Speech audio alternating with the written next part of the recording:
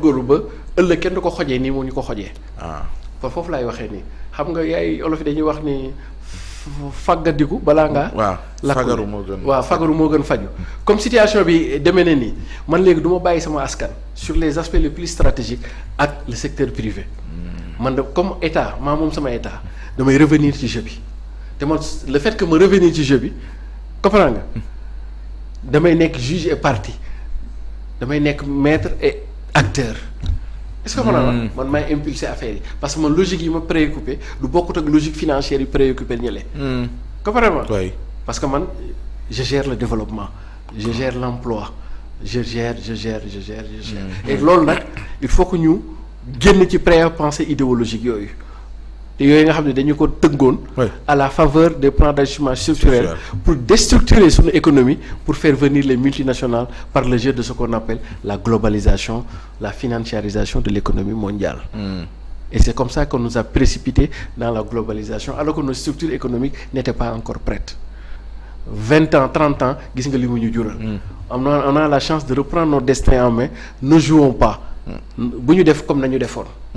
nañu jëlaat suñuy affaire l'Europe pour que l'Europe puisse s'ouvrir à la mondialisation. L'Europe a fait du protectionnisme de 1945 jusqu'aux années 80-90 de 45 à 80-80 ils étaient dans des logiques de protectionnisme bi ñu demee ba mbat ko nag ba nga xam ne ñoom seen économie xajatul seen réew. ci dañu avec Margaret Thatcher à partir des années 80. Ronald Reagan ñu propulser le vent de ce qu'on appelle la libéralisation économique annexée avec les questions de démocratie et d'ouverture de liberté et cetera parce que ñoom foofu nañ tolloon mais ñun nag nañu jëlaat les choses en main. dañu am benn poussée démographique bu jóg ñoo xam ne dañ leen war a wutal emploi et dans cette logique de la mondialisation économique et financière du dem comprendre. Il faut que l'État revienne comme un acteur économique principal dans tous les secteurs de profitabilité économique ñu am économie Sénégal ci même titre dans la décennie 60-70 gis nga 60-70 Sénégal ñëpp amoon liggéey dañu naan liggéey dañ naan génn ci mbedd mi sax naan kan moo bëgg liggéey d'ailleurs Yoro Dia daf koy nettali. ñoom Caaroy ñu ci bëri ci affaire pêche bi dañ daan nekk. usines yi nekkoon foofu. dañ daan ñëw ci géej gi di wax booy kaay leen liggéey. Mboro dañu dëkk. Taïba ICS à l'époque dañ daan dem ci village nekk ci àll bi. leen wax ni kaay leen liggéey donc on doit recréer ce modèle là et c'est possible. et c'est possible. Parce qu'on a du pétrole et du gaz. ñu ngi leen ci xaar et d'ailleurs ci loolu moo tax ma naan la. il nous faut nous inscrire dans le temps de la prospective li ñu am nii bis bu ñu deful prospective rek yàq nañ lépp waaw. déclaration de politique générale ñu sóobu ci. le premier ministre Ousmane Sonko ñu koy xaar ci assemblée nationale waaye ci diggante bi gis nga ya ñu teg ci penc mi dafa am lu ko jiitu. ndax ku mel ni Doudou Wade ñu xam ko ancien parlementaire géeju lool ci lu jëm ci wàllu woowu ca njëlbeen la ko waxoon ci bi ñuy waaj déclaration de politique générale bu Amadou Ba ne fi ngeen ko leetaaye baaxul faux la falsification da ci am loolu dafa mel ni moom la yeewu askan wi jël tey ci ngoon it rappelé ko mu mel ni faaw ñu joyanti loolu laataa ñoo xaar Ousmane Sonko di fa yegsi. waaw absolument. Oui.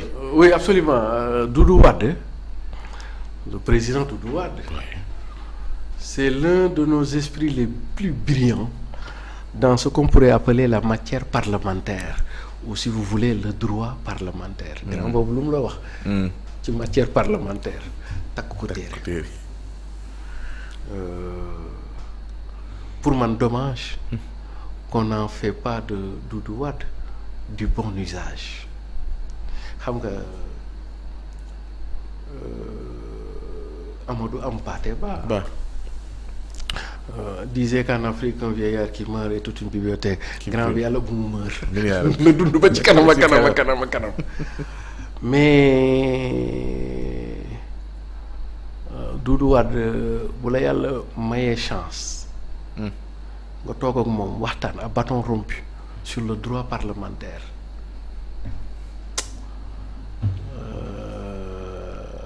nga xam ni am na may.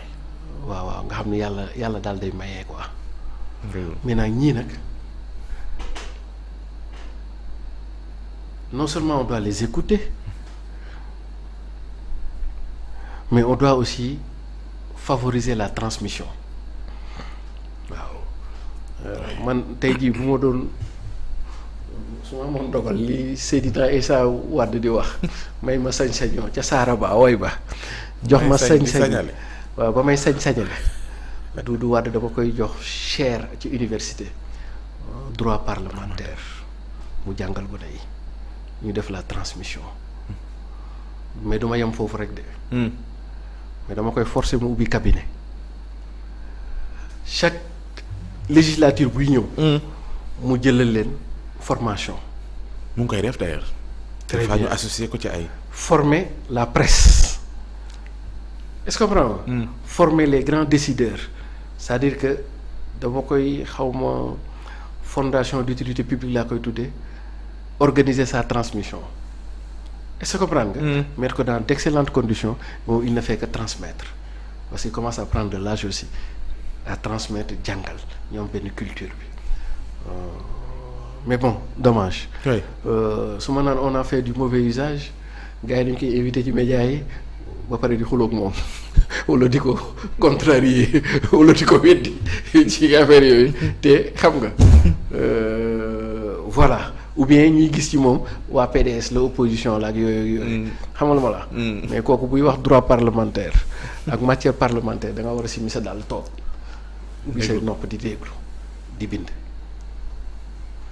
bon lu mu wax argumenté ko lu mu wax téere la constitution lu mu la règlement wax téere la intérieur mais da cee yàgg nag da cee yàgg bon léegi waaw li lay koy wax mooy Ayib Daffé lii mu wax nii waykat ba nee na waxal sa wax waxi jàmbur du wax Ayib que je salue au passage hein oui c'est ça c'est mon ami de Sédhiou ça c'est mon frère de Sédhiou parce que moi je m'identifie à la Casamance quoi et je m'identifie au Pakao je m'identifie à Dianamalari je m'identifie à Sédhiou quoi man waa Sédhiou la quoi ak waa Dianamalari waa Pakao quoi absolument voilà très bien donc Bala Moussa Daffé c'est le fils du professeur Daffé Bala Moussa Daffé donc je salue au passage mais dama koy tooñ rek pour walla ni grand Doudou kenn du moom li Bala Moussa wax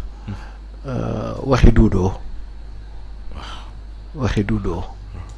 te Doudou te ba mu koy wax yàgg na de waaye dañ ko nanguwul woon a dégg wala dañ ko bëggul woon a dégg 2022 la ko doon wax.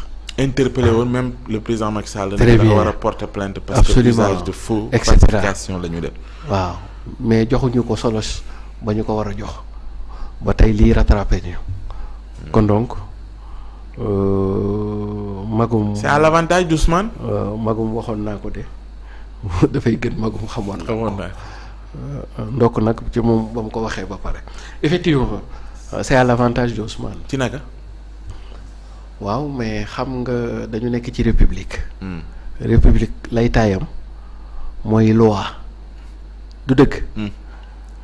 lu la loi bi imposé wul rek def ko day des ci yow day des ci sa coobare mais lu la loi digal moom amatoo ci sañ-sañ jëfe rek mais à l'état actuel. des dispositifs de la loi organique par rapport à la loi constitutionnelle dafay am li ñuy tuddee en droit conflit des lois. c'est comprendre lu ma leen koy firee mooy poste premier ministre dañu ko génne woon ci sunu arsenal juridique. mais du poste ba rek ak lépp la mu gàllool.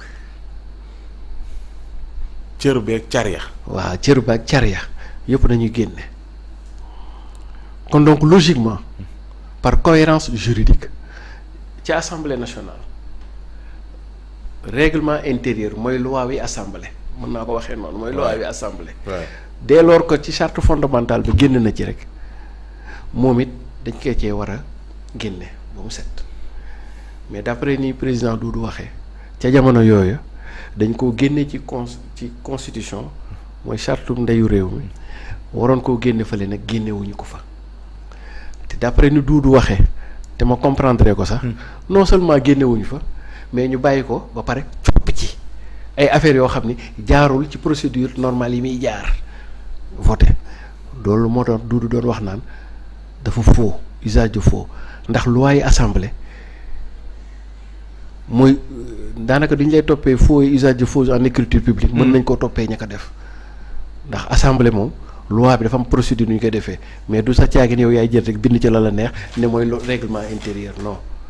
xóotal nañ sax ba ne ko ñu ko def nee na mu ne xam naa ne du gan yi de. waaw soog a ñëw ci législative bi mujj. très bien ña fa kon donc très bien en fait waa APR ñoo ko fa defoon rek nañ ko waxee noonu waa APR ñoo ko fa defoon et cetera parce que xam nga lu tax ca jamono yooyu ci li ma njort mooy bëggoon nañu Amadou Ba ñëw fa. ñu bëggoon koo wutal laytaay xam nga te comme jamono yooyu ñoom ñoo fa bëri woon doole ñu def daal nañu koy defee. léegi nag affaire bi daf ñoo dab léegi nag li ñuy wax à qui en droit pénal à qui profite le doute.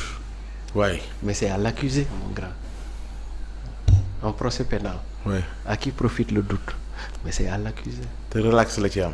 Très bien c'est-à-dire quoi la déclaration de politique générale dafa toog ci ñaari dimension dafa am benn dimension juridique et une dimension légale mooy li ñu doon doo ko wax nii. oui. est-ce que comprendre nga donc Ousmane Sonko su fekkee nee na du dem defi déclaration de kii bi wàccoon nag yoon. su ko waxoon wàccoon nag yoon. très bien wàccoon nag yoon. te moom du guléet sax yàgg na ko wax. boo fàttali ko fii bi ñu fi bëggee yëkkati balaanam. très bien dafa ne waxuma duma wuyu ji waaye di ngeen jaar yoon. très bien ndax Ousmane moom. yoon la wax kon donc bu ko gars yi bëggee mu ñëw. nañ ko teg ci yoon. boo fàttalee ca procès ba sax danañ leen da ngeen koy teg ci yoon rek bu ngeen ko tegee ci yoon lu ngeen bëgg de yoon nañuy àtte mais pas seen bëgg-bëgg. bu ngeen tegee ko ci yoon ma ñëw wuyu si. comprendre kon donc tey Ousmane day am ndam premier plan sur le plan juridique et légal mais deuxième plan bu muy amee nag. ndam.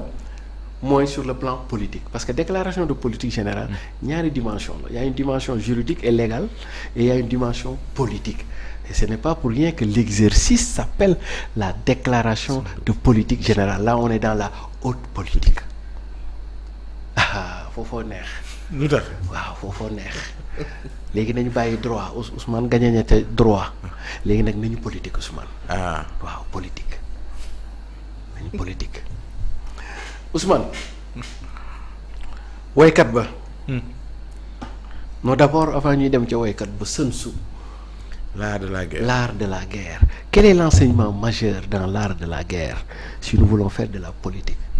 C'est que la plus belle des victoires ce sont celles qu'on remporte sans pour avoir mené un combat ou le combat mooy lan mooy victoire bi dàq ci xeex mooy nga am ndam te xeexoo.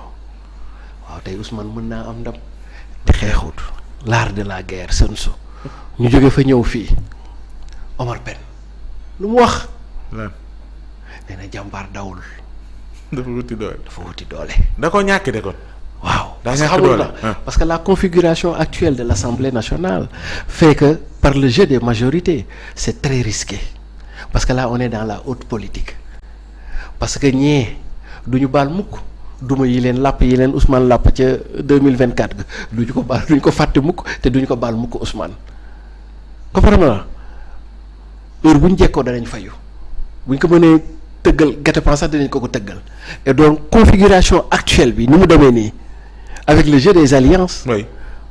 Pastef est minoritaire à la chose le vent n'est pas favorable li Fallou Dieng doon wax Ousmane moomeegul vent ci assemblée ca gouvernement bi moom moomee vent waa assemblée moom moomeegul vent grand Madou Diabaté lu mu wax Madou Diabaté nee na xam ko taxul nga baax def ko taxul nga bon